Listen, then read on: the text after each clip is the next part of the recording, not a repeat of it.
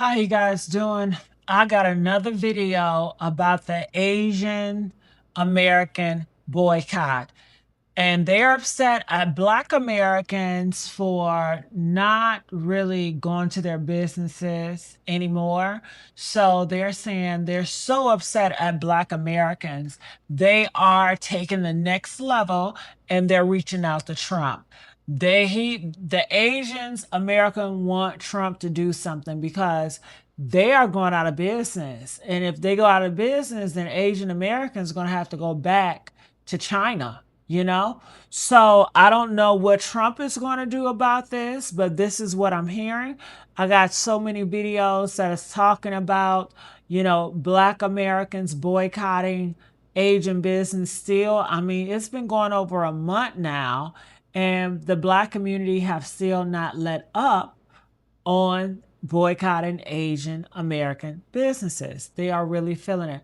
So I want you guys to listen. Let's do some reaction. I just want to say thank you all for all your likes, your shares, and your subscriptions. I really appreciate it. And let's hear what they got to say. That's all I got. I'll see y'all later. I'm standing in Koreatown, Los Angeles, the heart of the 1992 riots, which were sparked by the tragic murder of Latasha Harlins.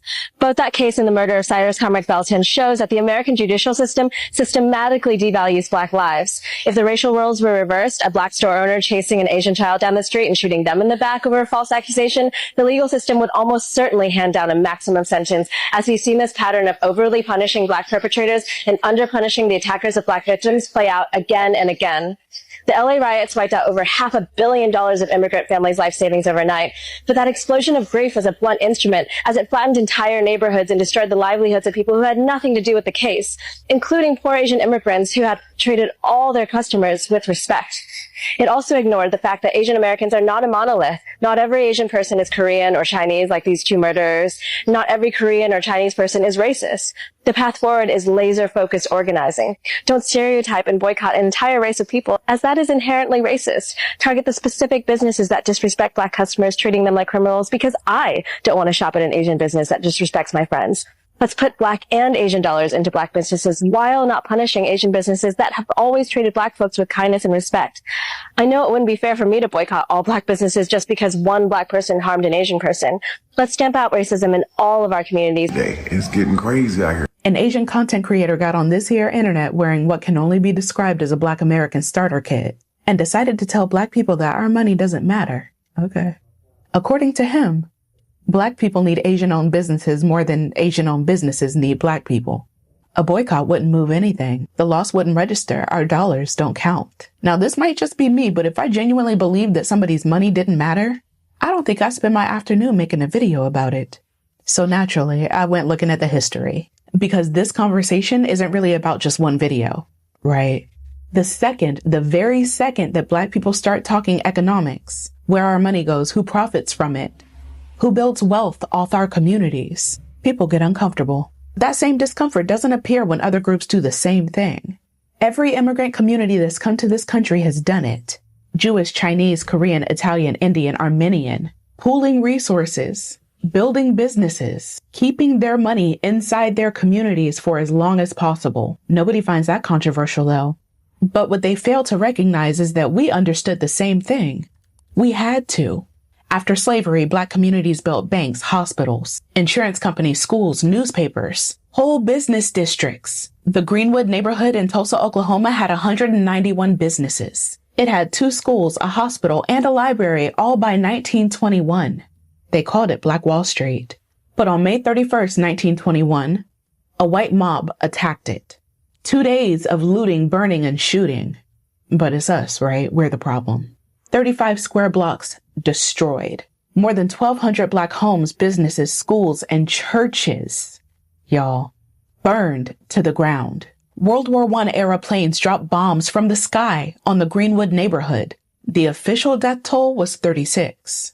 But we know the estimates were around 300 Black people killed, murdered.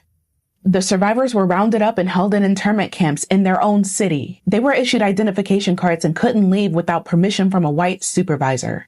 Insurance companies refused every claim. They had something called a riot clause. Not a single Black resident ever received financial assistance to rebuild. So when somebody gets on the internet and tells Black people that our money doesn't matter, I automatically think they're a dumbass, a racist dumbass. Corporations spend billions chasing Black consumers. Political campaigns spend millions trying to reach Black voters. Entire industries are built around marketing to Black communities. Our money matters. It mattered enough to burn a city for it in 1921. It mattered enough to redline neighborhoods for the next 50 years. It matters enough that every quarter, somebody's profit and loss statement depends on us showing up. Apparently our money matters right up until we start talking about where we want to spend it. Then all of a sudden it doesn't. Right? Nobody's entitled to Black customers. We spend our money where we want. That's how markets work. That's how capitalism works. That's how every other community inside this country operates. The fact that this becomes a controversy every time Black people say it out loud tells me that this was never about money. It was about leverage. And this country has been comfortable with Black spending. It's Black leverage that's always made them nervous. But if you know anything about me, you know I love a good challenge. Shop Black. Spend with your people. I'm gonna show you better than I can tell you. We gonna show you better than we can tell you. Invest in Black businesses. Build the community. Y'all, we are overdue. Love y'all. Boy, y'all got them Asians hot. Y'all saw that guy that got on his platform and he was talking about, yeah, boycott Asians, we'll leave y'all community and see what y'all have. He was like, y'all won't have Chinese restaurants, you won't have the Chinese dry cleaners, you won't have the liquor stores, you won't have the Asian market, you won't have Jordan. Oh boy, he was rattling it off. But here's the thing, that might apply up north, it doesn't apply to the south because they don't know no Chinese dry cleaners in the south. If they do, they're far and few. The liquor stores, you guys don't own the monopoly on that either, not in the south, Black, white, Asian, Indian. So that doesn't apply to you. The nail supplies, the nail salons, yeah, you guys have majority of that, but guess what? White people know how to do it. So do African Americans. We'll find somebody to do our damn nails. Also, he was talking about the clothes and stuff. Yeah, we shop from Temu because Temu is cheap. Yeah, you can take a 7-day cruise and you get 25 outfits for $50. Wear it one time, look fabulous, and throw that shit in the trash. We don't care. And he was talking about the Asian market. Well, a lot of Black people don't go to the Asian market anyway, you know. And talk about the Nikes. Again, the Nikes, your Jordans, Michael Jordan gave it to you guys to make over there in China because they were cheap labor. It wasn't because he preferred you guys. It was just cheap labor. So stop making them. Everybody got a pair any damn way. We don't care. But to come out there and to raise Cain like that, that shows that you're scared. Because a lot of you guys up north are in poor Black communities. So you depend on the Black community to feed you. Then he talked about, yeah, we pack up and we go to our own community. We have our own communities. Okay, fine. So guess what? Have your Chinese restaurant, your Chinese dry cleaners, your nail salons and everything in your community. Why come to the poor Black people? Because you're not in the prominent white people neighborhoods. Hello. So again, we really don't care. I don't eat Chinese food like that because I'm not Chinese. You guys would go in your store, you about hurry up and buy, so I don't even buy. And I do my nails myself because over the years, you guys do a worse job and you want more money. So no, I do mine at home, and guess what? We've been doing our nails for decades. So we got a chick in the garage right now somewhere doing acrylics. So you'll be okay. So again, make that be a wake-up call because they're talking pure cash shit about Black people. And what we will lose if we stop patronizing them, we will lose a goddamn thing. So y'all be all right. So boy, bye. But let there be a lesson. You give your money to people that don't value you at all. They just want your dollar. Hurry up and buy. Hurry up and buy. So think about that next time you walk into an Asian establishment and they treat you like shit. Are you going to still give them your money, or are you going to walk away and give it to somebody else? Food for thought. Just saying. The issue with the idea of boycotting Asian businesses is that boycotts need an end game. They need a goal that you're trying to reach. And the Asian American community is so diasporic, by which I mean they are so not united, both by lines of nationality, but also by lines of like class and caste, that unless your explicit goal is just, we don't want any Asian businesses in Black neighborhoods, then I don't think there's anything to be gained. Am I crazy, or he just gave the answer in his own video? The goal is literally support Black businesses and no longer supporting people who don't support us. Now, he says he doesn't think it's going to do much in the Asian community because the Asian community is also separated by race and other factors, and it heavily sits on top of white supremacy. That's exactly the reason why we're boycotting them. And I think people are trying to center this around Asian people. It's nothing to do with Asian people. This is not about Asians. This is about Black Americans putting each other first. This is about Black Americans working with each other, growing each other's businesses, investing in each other, investing in our communities, investing with time and connectivity amongst each other. This is not about centering Asians. Whatever Asians do with their community, that's fine. Go ahead, do it. Now, does it need to be a future investment plan amongst Black people? Absolutely. But the goal is literally to black them out. It's just that simple. If they're involved in white supremacy, we're not involved with them. It's that simple. And it's not just Asians. If they are in... Morning, peeps. I just wanted to come in real quick to clarify a few things regarding the blackout. Some are calling it the blackout. Some are calling it the boycott. I want to first say to the Asians out there who are doing videos, throwing up in Black people's faces to stop using Asian products, and y'all are calling out the iPhone, for instance, right? Stop using the iPhone. I think you guys are confusing made in China or manufactured in China with who actually owns the company. So you say stop using the iPhone. I say the iPhone is only made in China or manufactured in China. The person who owns the company, it's a group of white men. It was started by Steve Jobs, a white man, here in the United States. Okay? And now it's owned by two other white men. But yeah, it's made in China. They make the iPhone in China. But yeah, a Chinese person doesn't own it. The same thing with clothes or Jordans. Y'all brought up Nike and Jordans, right? Yeah, it may be manufactured in China, made in China, but Nike is a U.S. based, a U.S. owned company. And Jordan, Michael Jordan, is a Black man. Next, y'all keep bringing up about TikTok being a Chinese company. Partially true. Last year, maybe the year before, TikTok was forced to sell the majority of the business to Larry Ellison, he's the owner of the Oracle Group. There's an investment group over here in the United States and in Israel. And I believe one of those Middle Eastern countries is also a part of the group. Yeah, they bought TikTok. Yeah. They own 80% of the US based TikTok. The Chinese only owns about 20%. So the Chinese are no longer the majority owner of TikTok. Yeah, I need for y'all to catch up on all of this. Next, for all of you Asians that are threatening to boycott Black businesses, I wish you the very best of luck with that. Why? Because you all rarely patronize Black businesses in the first place. So, yeah, good luck to you on that.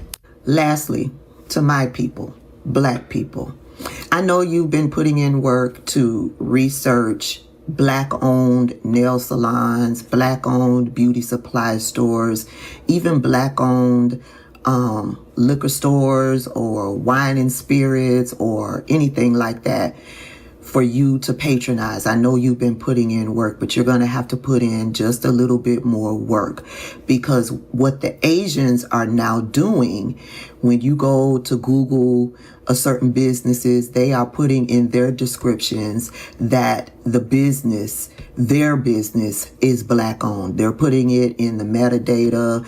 They are trying to trick Black people. Okay, so you're going to have to do a little bit more research to ensure that that nail salon is Black owned, to ensure that that beauty supply store is Black owned. And you may find that you Googled one of those businesses and Google said that this was a Black owned business, and you get into that beauty supply store and you don't see any Black faces in that beauty supply store. And then you're going to have to decide, if you are going to turn around and walk out, or if you're going to spend your dollars in that supply store or that nail salon. I'm hoping that you will turn around and walk out. Black business owners who have websites, put the owner and a picture of the owner. Do an about section of the owner. Do an owner spotlight on your website. Make it easy for us to know that this business is black owned. You have black text. Take a picture with your black text at your nail salon so we know for sure that we're dealing with a black owned business. Help us out so that there won't be any questions or any doubt that your business is black owned. Yeah, because they're coming with the trickery. I come on here to tell y'all that I am not boycotting Asian restaurants. I'm not boycotting Asian like nail techs. You know why? Because I never shopped with them motherfuckers anyway. They were racist to me when I worked for Chase Bank. Asian people hated blacks. I've been discriminated against here in Norman. The little Asian lady lived next door to me. She was selling parking spots, parking people behind my house because we had a duplex, and she was getting paid for it because we lived by the OU Stadium, so people will pay to park in your yard if they can walk to the stadium from your yard. But she was getting paid for spots behind my apartment. So I went over and asked, I said, how are you parking people in my yard and getting paid and not giving me part of the money? Well, the next week, she blocked it off where they couldn't park behind my house. Anyway, she didn't want me to make no money, so there's that. I've been cursed out over the phone, talked crazy too by them because they knew I was black over the phone. So yeah, I'm not boycotting because I never liked Chinese food anyway. I never got my nails done anyway. My nails are natural. I don't deal with them. I don't buy fake hair because I got hair. So I ain't gonna boycott them, but I'm glad y'all are. Because that man should have been found guilty for killing that baby over that damn bottle of water. And I don't care what you say, but they've been getting away with being racist toward us for a long time. And I feel like this, even during the pandemic, they were throwing people out over there in China. They were being racist during the pandemic too. So I hope they all go out of business. And even though I'm not boycotting, I'm on here to tell y'all go ahead and take that black dollar back. Let them see. I never did shop at Target either, so I never did have to boycott them.